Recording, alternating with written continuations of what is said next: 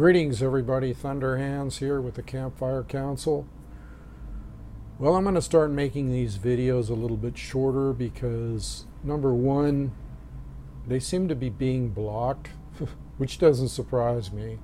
And number two, it's just easier to do. So today I want to talk about, real quickly, I want to talk about the shoot to kill mentality of the police state that we have here. The latest example, of course, is Ferguson, and I'm not going to go into the details because several people have been shot already, both of them black. The first one was unarmed. What we have in these situations are police that figure that the only way that they can subdue somebody is to shoot them, shoot to kill. Let me just say something about that real quick. You don't need to shoot to kill people on a one-on-one situation.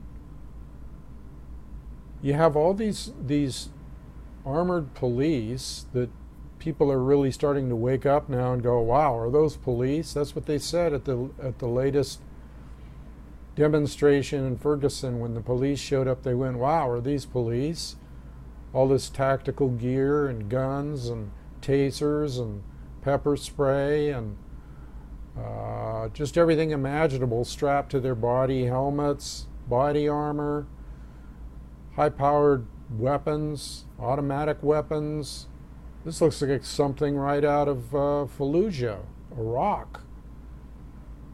So anyway, the point I really want to make here is that we are in a shoot-to-kill mindset with the police. There's numerous ways to take down people that are threatening to you. One would be the taser, which is a small device that is handheld and shoots out little darts that go into your body and render you practically paralyzed. It's very painful. They got pepper spray, they got beanbag guns, they got rubber bullets, they got nets that they can shoot over people. They should know the martial arts. They got batons. One guy?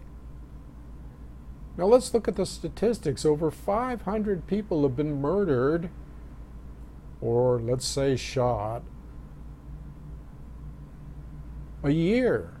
500 a year up to this point, and no justification. I mean, you could even shoot somebody in the kneecap or in the foot. That's as far as they're going to go. So I just want to make the point here that it never used to be like this. This is definitely out of control. We live in a police state. That means that there's more police than we need, number one, and that they're out to shoot to kill. There's no more, that friendly beat officer on the corner that used to talk to you, and there's no more protect and serve and any of this stuff, and all the cars look like Humvees or military vehicles. It's shoot to kill. Now let me give an example of what it used to be like in the Old West. Okay, let's take Wyatt Earp for example. Now he was a great lawman, okay? And he, of course, it's well known that he kind of skirted both sides of the law, but he was a famous lawman for Dodge City, Kansas, and a bunch of other towns in the West, cattle towns. And most people don't know this, but most of his hundreds of arrests, he didn't fire a shot, not one shot. And let me tell you, those cattlemen and rustlers and outlaws and all those people were tough hombres, okay? When they came into town, they meant to shoot it up, period. Or shoot somebody. And sometimes they came in droves. Well, what did Wyatt Earp do? He met them head on. And he had a gun which was called a buntline special, given to him by Ned Buntline, which was a longer barrel, a very long barrel. What did he use that barrel for? to smack somebody right across here in the face and knock them cold, drag them off to the calaboose, and let him out the next day or whatever. But he rarely killed people. Yes, he was in some gunfights. And yes, like at the OK Corral, he did kill people. But it was rare. He wasn't even that good of a shot, some say.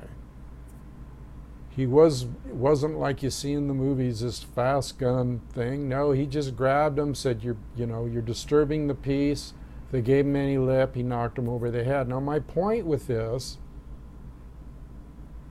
is, how hard is it to take, a young black kid or any kid down if you know martial arts, if you have taser? I mean, can you imagine if Wyatt Earp had a taser? It would have been real easy, wouldn't it?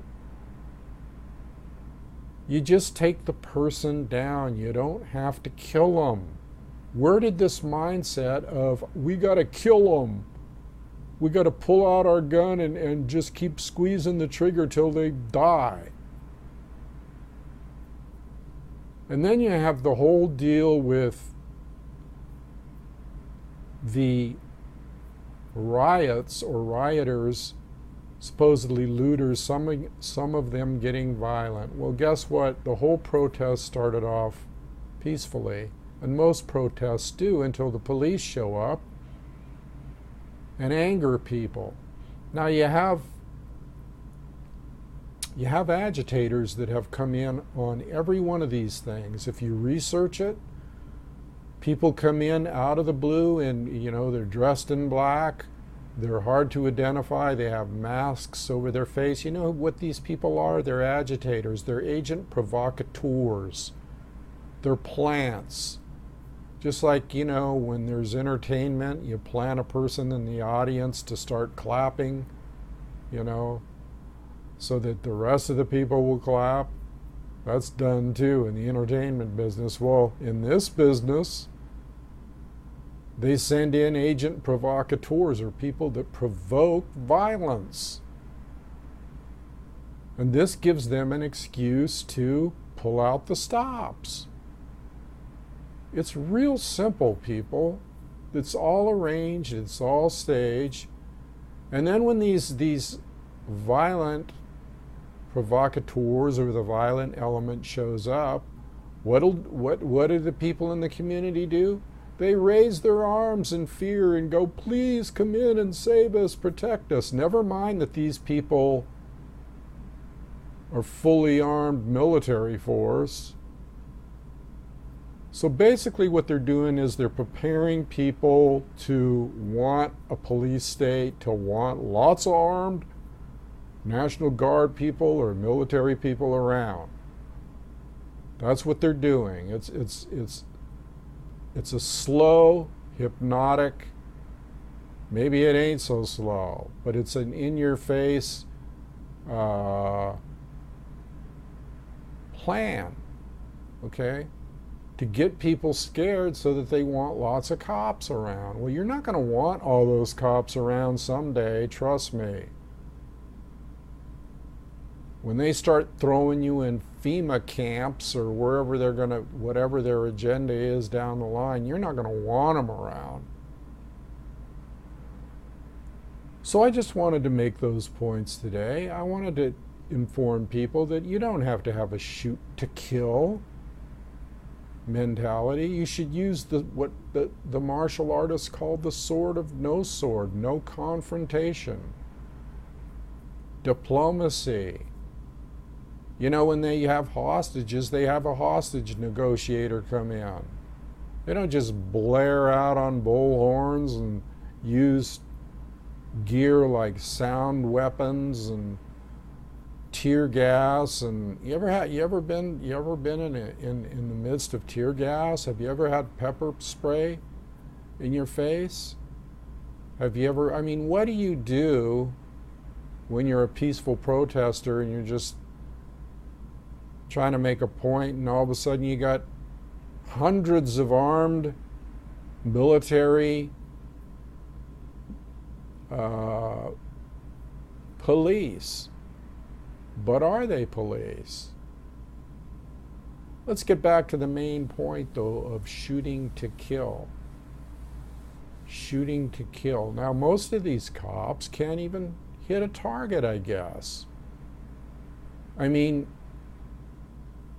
when you own a firearm, you're supposed to be able to qualify to own that firearm. You're supposed to be, you should be qualified to be able to hit a target. I am a long-time shooter, okay, with many different types of firearms. And you go out on the firing range, you line up a bunch of beer cans and you hit them dead center. And you practice until you can. So how hard would it be to hit a guy's kneecap or foot or shoulder or something other than a vital area on his body? Of course you can aim for the heart. You can aim for the head. That's called a head shot, a kill shot in the military. When a sniper aims, he aims for the head or the throat, mostly, because he doesn't want to deal with the body armor. But if they have armor-piercing bullets, they'll go dead center mass to the heart. But people, we're talking about cops here. We're talking about police officers to protect and serve community, you know, all that good shit. So why is there shootings continually, and why are these shootings, when it comes before a review board, pronounced justified? You know, well, because the police officer was in danger. Well, all police officers in danger, and if you really want to get down to the nitty-gritty, we're all in danger. We're all in danger every time we walk down the street. You don't know if a thug's going to come after you or not. But being as you take the oath as a police officer to protect and serve, that doesn't mean that you just go out and get a license to kill. 007, James Bond, license to kill. I want you people to think about this. I want you solid citizens of America to think about why the Founding Fathers gave us the Second Amendment, which says every citizen has the right to bear arms and to even form a militia. It's getting to the point now that you better join a militia of like-minded friends, gun buddies, fellow vets, whatever, so that you can just protect yourself when the shit really hits the fan.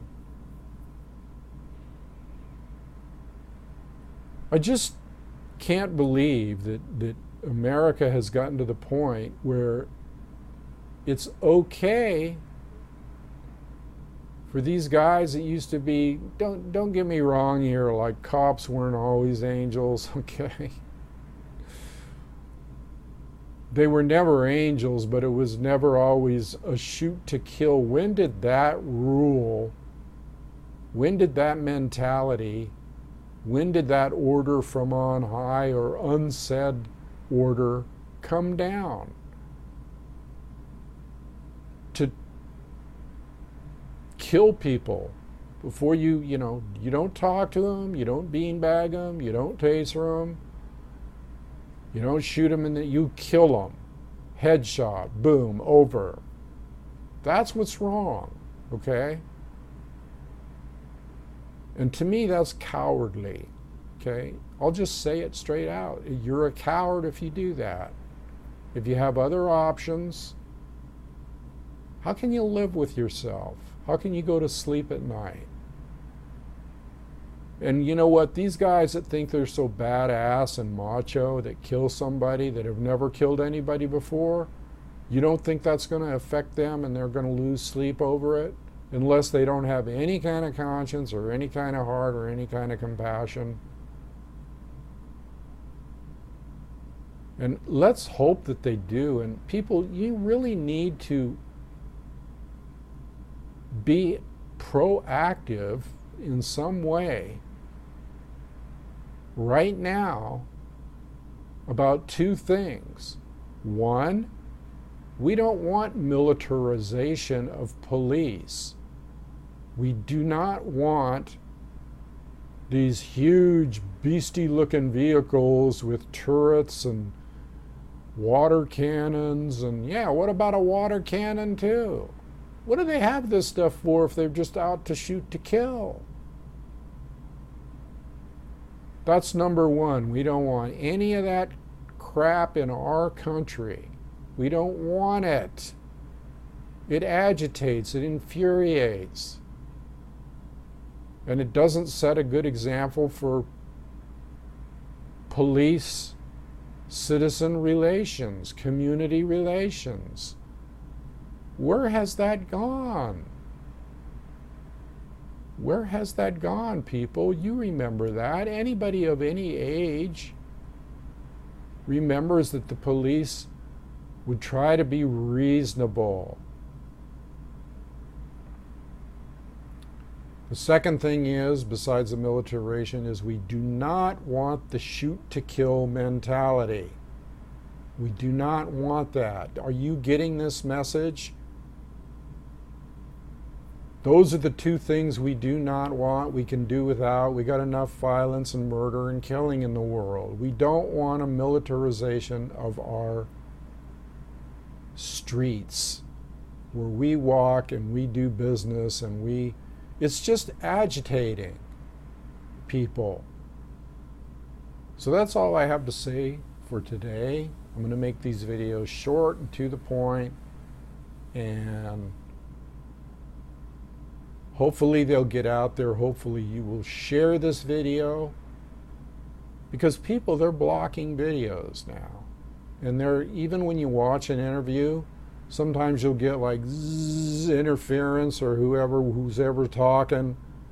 If it has anything to do with disagreeing with the state or the government, you'll get blurry, and they have ways to interfere with videos, and they have ways to block videos, and they have ways to keep only the news that they want out there, or the opinions that they want out there.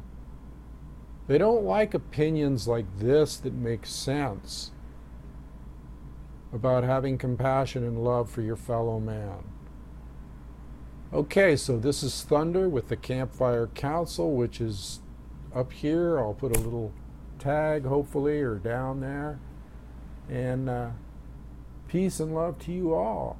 Hope that you get proactive so that we maybe can turn this around. But if we don't, it's going to get turned around by mass riots and mass roundups and race wars and all of this stuff.